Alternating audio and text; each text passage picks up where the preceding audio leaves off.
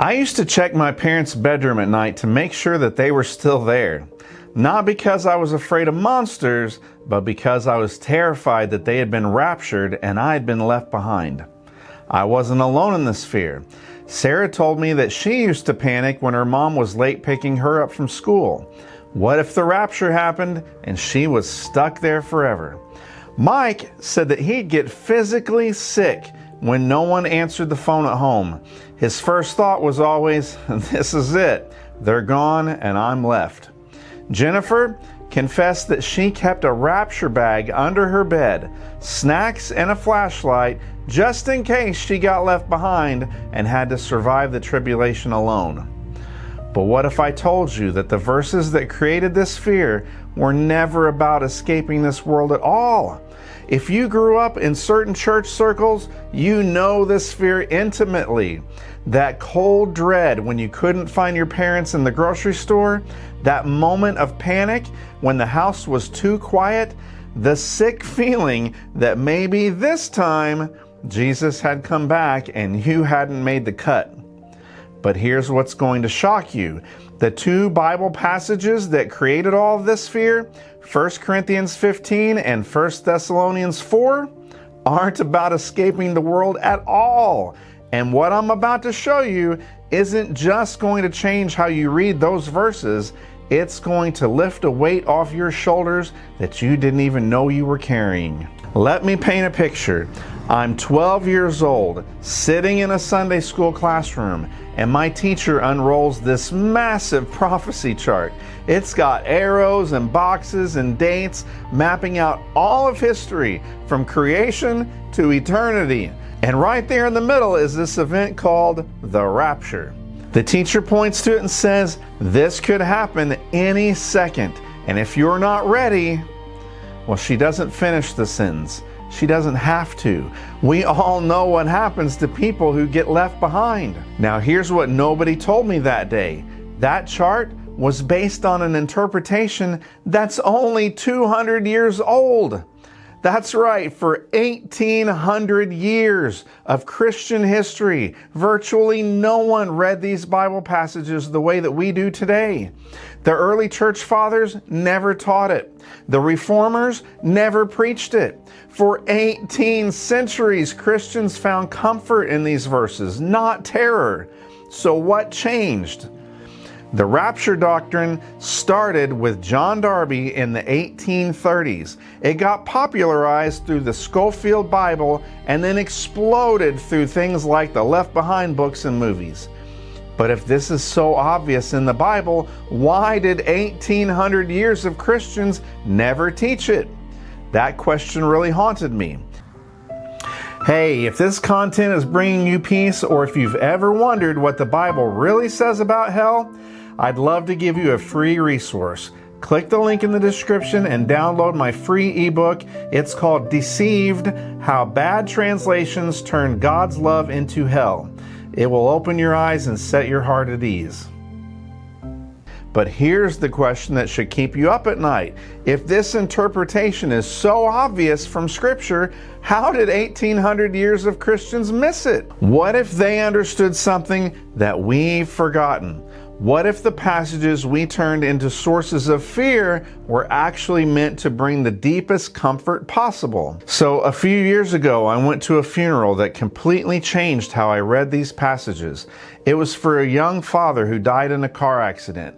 32 years old, he left behind a wife and 2 small kids.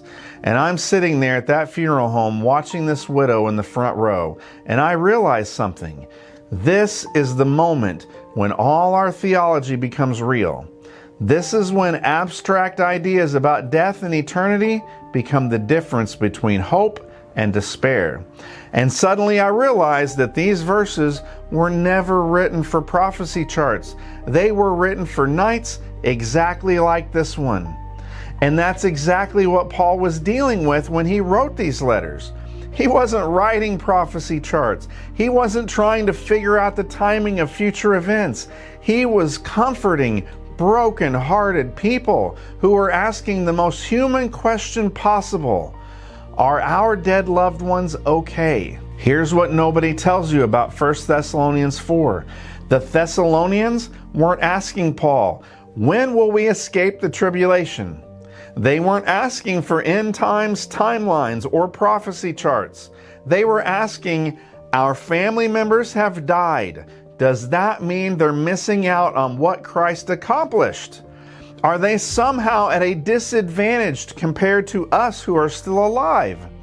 And Paul's answer wasn't a prophecy chart. It was pastoral comfort from a broken heart to other broken hearts. And when you see what he actually meant, the fear starts to dissolve instantly. And here's what also blew my mind when I actually looked at the context of 1 Corinthians 15. Some of the Corinthians were saying there's no such thing as life after death at all. Paul wasn't predicting future rapture.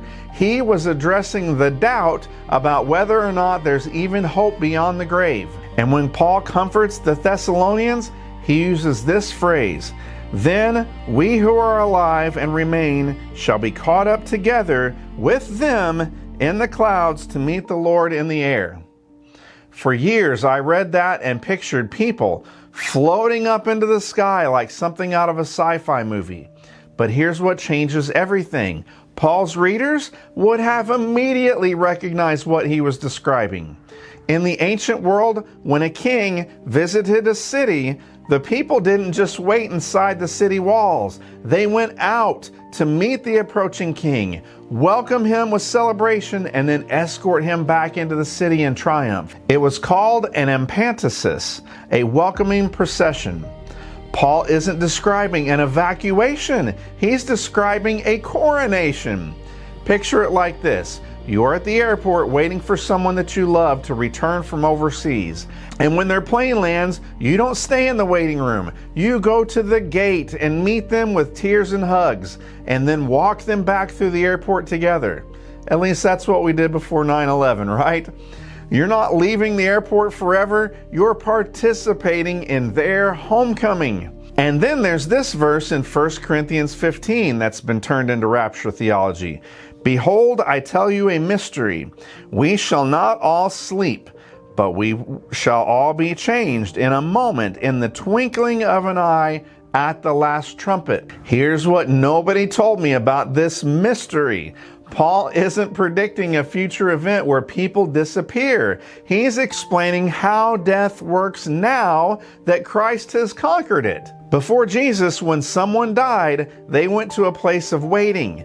But Paul reveals something revolutionary. We shall not all sleep. In other words, we don't go to that waiting place anymore. We don't go to Hades or Sheol. Now, when our body dies, we are changed, transformed from mortality into immortality. The mystery that Paul is describing isn't about bodies floating off into the sky. It's about death itself being defeated. And once you see that, the entire rapture system starts to unravel. Because if death has already been conquered, then the whole idea of a future escape collapses. That's the wall the rapture view runs into, and it changes everything. I was studying these passages, trying to make sense of the traditional rapture timeline, when I stumbled across something that changed everything. Jesus said two things in John chapter 5. First, he said, "The hour is coming, and now is, when the dead will hear the voice of the Son of God, and those who hear will live." And then he added, "The hour is coming when all who are in the graves will hear his voice and come out, those who have done good to the resurrection of life, and those who have done evil to the resurrection of judgment." And to remove all doubt about timing, he then said in John chapter 12, "Now is the judgment of this world. Now the ruler of this world will be cast out.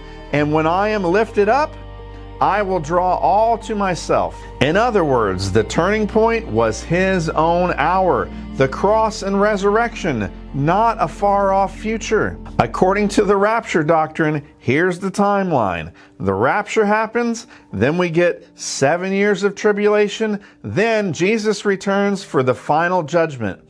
Jesus tied resurrection and judgment to his own hour, and he said it was now.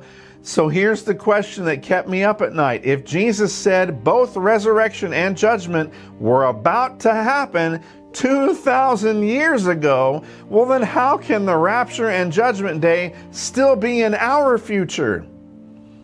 So we're left with two choices. Either Jesus was completely wrong about the timing of these events, off by over 2,000 years, or we fundamentally misunderstood what he meant when he said, the hour is coming and now is.